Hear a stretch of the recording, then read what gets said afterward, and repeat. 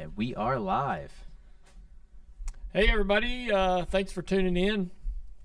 When we go live, is like everybody already in the room, or are they just kind of popping in? Oh, yeah, they're already in the room. They've been waiting. Okay, great. Well, I just never knew.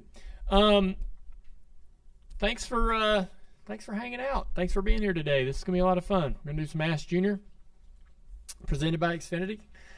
And everybody knows Xfinity's been a big supporter of NASCAR, and we're thankful for their support here at Dirty Mo Media and at the Dale Jr. Download. You've been sending your questions into Xfinity Racing on Twitter, and we're ready to go. So we've had a great conversation earlier today. I think this is going to be a great show for everybody to listen to, and we got a lot of things happening this week. Don't forget to stay up to date on your Becoming Earnhardt content. We've got episode 5 episode 5 coming out. Goodness, losing track. And I believe so that series was scheduled to be 8 episodes. It could balloon up to maybe one more. We don't know yet, but it's there's a lot happening with Becoming Earnhardt, so make sure you're checking that out. Had a lot of fun building that series and putting it together, and we're nearly halfway through the 1979 year with it. Anyways, Andrew, is Andrew still here? Not here? Andrew's not here. Alex. So Alex is going to be doing Andrew's job today. Andrew was here, but he left. He was. Yeah. DVC's recording today. All right. So, anyways, yeah, DBC, that's right. With the rain out and everything, it gets shaken up a little bit. So, let's get started. All right. Well, our first question is from Steve Thompson. And as an owner, what traits do you look for in young drivers?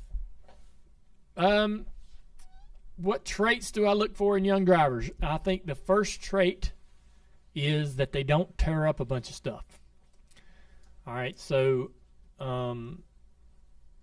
don't tear up stuff. Let's write that down. You have, if you're gonna, everybody out there, you're an owner of a race team. All right, let's put you in that mindset. You're an owner of a race team. You know already before the season starts how much money you have, okay? And you have this big pie of money, and you already know where all of that money is going to go. It's spent before the season begins, all right? You do not write you don't write into your budget like this sort of, crash damage clause, or, hey, we're going to set aside, $500,000 for damage. You're going to spend that $500,000 before the season begins to be faster, to get faster. You're never going to be able to hang on to that money, park it over somewhere in the back, so that you'll be able to handle all kinds of crash damage. That money's going to be sitting there, burning a hole in your pocket. You're going to find something in the middle of the year or during the year that money's going to be spent on to try to get better. So you're going to have this big pie. And it's important that the driver gets the finish that you need. And as an owner, hey, I got a 10th place car. All right? I don't have a first place car. I have a 10th place car. And so you need your driver to go out there and drive like he's got a 10th place race car, right? You don't need to crash trying to finish 5th. All right? And he doesn't need to run around banging into things and run 20th with a beat up car. And so you want the driver to be able to run where the car should run, and you also want the driver to be able to finish the race where the car should finish. And so that was one of the things that I loved about Brad Keselowski when we hired him at Junior Motorsports. Honestly, man, I had a 10th to 15th place race car. That's what kind of cars we were building in our shop, as good as we were going to be. He went out there and drove that car and finished in 10th to 15th. Now, when there was attrition, when the other drivers made mistakes, we might finish 8th. We might finish better. But and he was available and around and accountable in those moments. That was perfect. And so he didn't bring home a tore-up race car. We could then make that race car better. And then we started building 5th to 10th place cars. And then we started building 1st to 5th place cars. And so as we built better cars, he was also progressing and getting better as a driver, and that happened right here. And that's what you want. I mean, you obviously want a driver that's marketable, all of those things. You want somebody you can trust and depend on in and out of the car.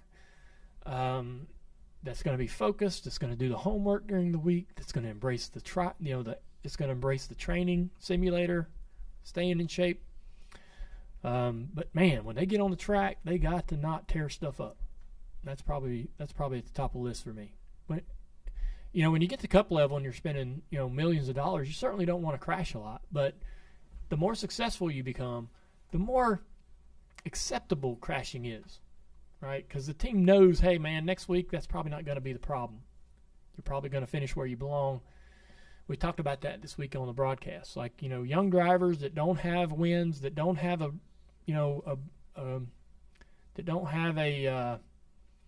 career of success, can't build a reputation on crashing. Yeah, Ricky Stenhouse Jr. comes to mind when he wrecked in beginning his career. Now he's a two-time Xfinity champion, Daytona 500 champion. So he turned around. Dude, he did, and he got set out. Remember, they set him out because of him, and they're like, hey man, you cannot crash so much. Yeah. And that's that's part of a driver learning how to rein it in, right? Yeah. Not take risks. Yeah. Next one's pretty interesting. Brighton wants to know, should all tracks have lights? Currently Michigan and Talladega are two that don't, but do you think it should be a requirement? No. It's too much of an expense to make. That'd be such a financial burden to force that on the racetracks, and nobody would want to build a racetrack if that was like a requirement. Mm-hmm. But I don't think it's necessary. No. All right, now we'll go to the next one. This one is a fun one. Jesse wants to know, if music played every time you walked into a room, what song or songs would you have played? Eminence Front would be my song. That's Pete Townsend. Never heard of it. Yeah, the intro to Eminence Front is like the intro of all intros. So The Who, Pete was in that band. They had a ton of great songs that were great intros, right? Walkout songs, right? If you're gonna, like, for example, at Bristol, you're gonna have the drivers walk out to a song like a Who. There's a couple Who songs that would be great for walking out to, and Eminence Front was my favorite. I think that's just the coolest song. Yeah. Would you get tired of it? Every room you walked in, for the rest of your life? You would absolutely get tired of it. Yeah. It's kind of like that. Every time I plug my iPhone into my truck, and I don't tell it what to do, it starts playing the very first song at the very first song, the song that starts with A. And I literally, after a couple years, have to delete that song. I'm like, we got to get another song playing. Or I'll wait for the manufacturer just to fix that so it doesn't automatically start playing, because that is annoying. Yes. It's a little bit of a pet peeve now that you mention it. Well, what song would be your song that you walked into every room and it played? Thunderstruck. Thunderstruck, really? How quickly would you get tired of that? Very quickly. Yeah. Mine would be the John Cena walkout song. I don't know what it is, but I think that's like awesome. I think it's part of that's WWE. The Stone Cold one would be great. That too. Yeah. Every time you walked into a room, it would be. Yeah. So, my little daughter, my 10-year-old, all of a sudden, out of random, she just started going, "Hey, Dad, can we watch some pro wrestling?" And so we went onto Peacock and started watching like old school WrestleManias, like going back to 1, 2, 3, and like Hulk Hogan's walk-in song, that that America song. I mean, like you could see the evolution of walkout songs and how they really did evolve and become a thing, part of the identity, which is awesome. Yeah, very hype moment as well. Yeah, very much. This next one's from Hunter. Football season is around the corner. Do you have a favorite Commanders moment that you've seen in person? Or on TV, I guess? I can't remember the date or you were with me, Mike. I think they were playing Dallas. They were Monday night.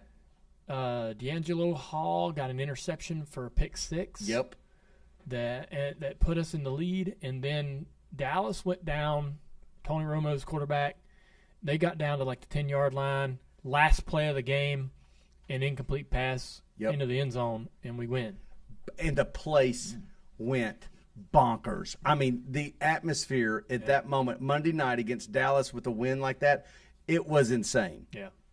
It was insane. It's pretty electric. It was. Yeah. That was fun. All right, our last question here is, what movie do you wish you could watch again for the first time? For the first time? Yeah. Probably, gosh. A tough question. Yeah, it is. If you think of one, Mike, go ahead. I think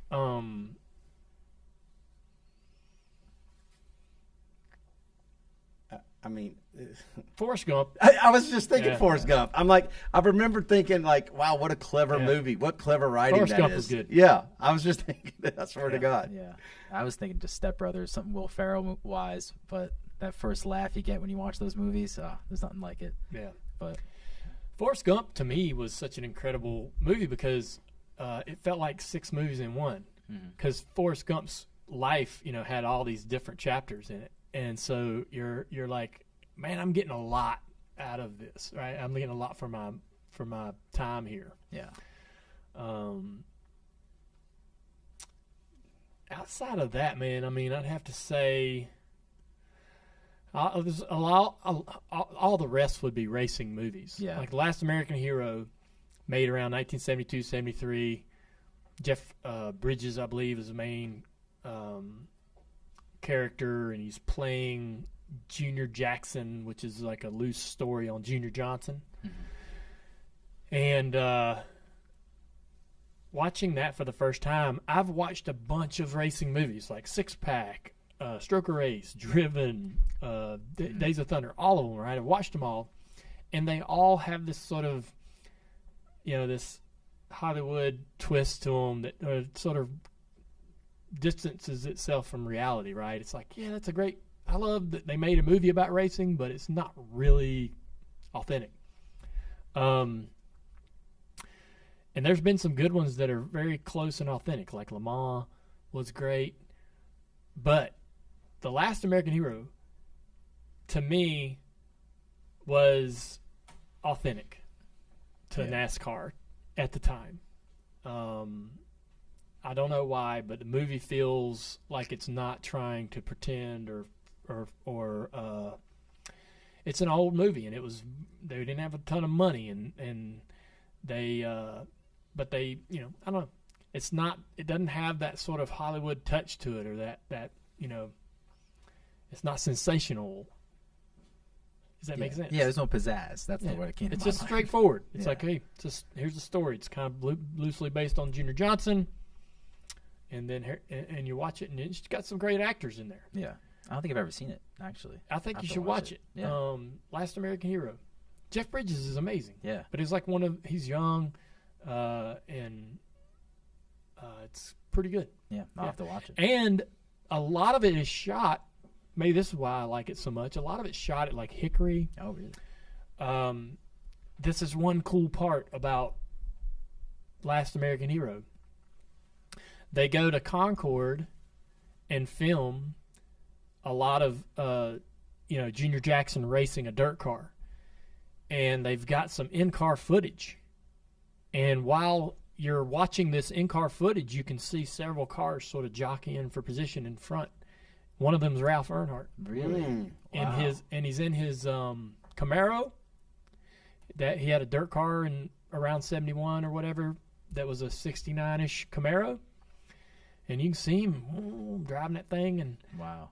there's not any video of Ralph Earnhardt racing his dirt car. There's only video of Ralph Earnhardt racing was this race he ran at Charlotte Motor Speedway. And it's kind of like this limited, it's like a bush race, right? If you will. And Leroy Yarborough wins. Ralph runs second. Leroy gets disqualified because of his wheels or something. And they interview Ralph. And so while they're interviewing Ralph, like that's the only video I have of Ralph talking, the sound of his voice. There's no other video, no home video, nothing. Wow. So that video of Ralph driving, and then in the movie, Last American Hero, there's the video of him out on the racetrack, and you're viewing it from the cockpit of another car. It's really cool. That's incredible. It is. Yeah. Yeah. I'm definitely watching it now. Dude, I've told this story on here, but I'll tell it again since we're on YouTube. Probably around 1996 or 7. I'm 20 some years old, maybe 22 years old or whatever. I walk into Dad's office at the farm, and he's like sitting at his desk, and he's got this tape, and he's like, "Come here," and he's got this little thing beside his desk, and it's like a 13-inch television with a VCR underneath it, and he's like, "We're gonna watch this tape with me." He just gotten this, right? He's like, "Oh man, I've never, So I don't know what's on it. We pop it in. It's that race from Charlotte, right? Mm-hmm. And they're talking about Ralph Earnhardt in the number. He's driving Marion Cox's cars, white and red, number 50. And he's running around, and I'm like, oh, cool. But I didn't know they were going to interview Ralph. So I've never seen Ralph talk. He died before I was born. Mm-hmm. I don't know the sound of his voice. I don't know his mannerisms, the way he moves his head when he talks, or nothing, right? And thought I never would, because we don't have any home video or nothing. And they go to interview him, and it's like Chris Economacky's like, "I'm down here with Ralph Earnhardt." Yeah, that's a good Economacky. And I was like, I'll never forget that moment. There he was on the screen talking to me. Hearing his voice for the first time, and I looked over at Dad, and he's like, jaw on the floor. He hasn't heard Ralph since Ralph passed away, his own father, right? Yeah. So he's hearing Ralph for the first time in 20 years. Wow. And man, I'll never forget that moment. Wow. And so that was so cool. It still is the only video that I know of Ralph Earnhardt speaking that exists today. And so, that's pretty cool. So that's another reason why I like Last. We kind of got in the woods here, but Last American Heroes, great. Junior Johnson, it's a great story. Yeah. Jeff Bridges, what can you not like? It's got everything. Yeah. It sounds like. There's a funny line in there about this guy wants to go to Lake Allure, and Jeff Bridges grabs his top lip, like grabs him like that, and tells him a thing or two. It's pretty cool movie. Yeah. I'm watching it tonight. That's, I guess, a good place to stop. All right. Yeah, a lot of fun. Glad I got to share some stories. Thanks for the questions. Some great questions. And we got Shane Van Gisbergen is Thursday. That'll be our interview this week. Don't forget, like I said, Becoming Earnhardt coming out, episode 5 tomorrow. We're gonna have a big week here at the Dale Jr. Download. So thank y'all for tuning in. Thank you, Xfinity.